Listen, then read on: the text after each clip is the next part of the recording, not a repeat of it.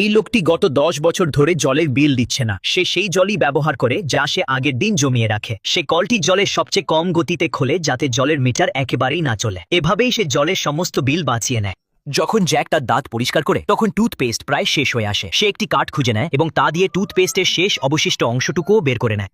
দাঁত পরিষ্কার করার জন্য ততটুকু পরিমাণই যথেষ্ট। জ্যাক তার প্রয়াত বাবা মায়ের জন্য ধূপ জ্বালায়। সে একটি ধূপকে 3 টুকরো করে ভেঙে দেয় যাতে সেটি বেশি দিন ধরে জ্বলে। যখনই জ্যাক বাইরে যায় সে তার সাথে 1 প্যাকেট দুধ নিয়ে যায়। সে সাইকেলে করে একটি নাস্তার দোকানে যায়, কিন্তু সেখানে শুধু একটি ডিম আর 2টি পাউরুটি টুকরোই অর্ডার করে। দোকানদার এই খাবারের নামই তার নামেই রেখে দিয়েছে। এটিকে জ্যাক স্পেশাল বলা হয় কারণ জ্যাক রোজ এটাই অর্ডার করে।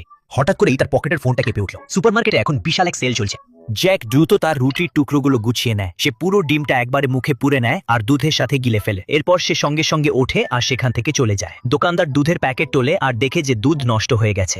জ্যাক সুপারমার্কেটে পৌঁছায়। সে সরাসরি সেই জায়গায় যায় যেখানে দ্রুত পচনশীল জিনিসপত্র রাখা থাকে। এই জিনিসগুলিতে অনেক বেশি ছাড় থাকে। সে প্রচুর জিনিসপত্র কিনে নেয়। কাউন্টারে ক্যাশিয়ার জানায় যে মোট বিল $200।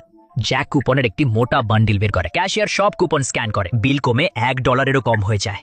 জ্যাক হাসল টাকা মিটিয়ে দিয়ে বেরিয়ে গেল। বাড়ি পৌঁছানোর পর জ্যাক শান্ত হয়ে বসে পুরো মাসের খরচের হিসাবটা করলো। সে দেখলো সারা মাসে তার খরচ হয়েছে মাত্র $100, আর এদিকে তার বেতনের টাকাটাও ইতিমধ্যে তার অ্যাকাউন্টে জমা হয়ে গেছে।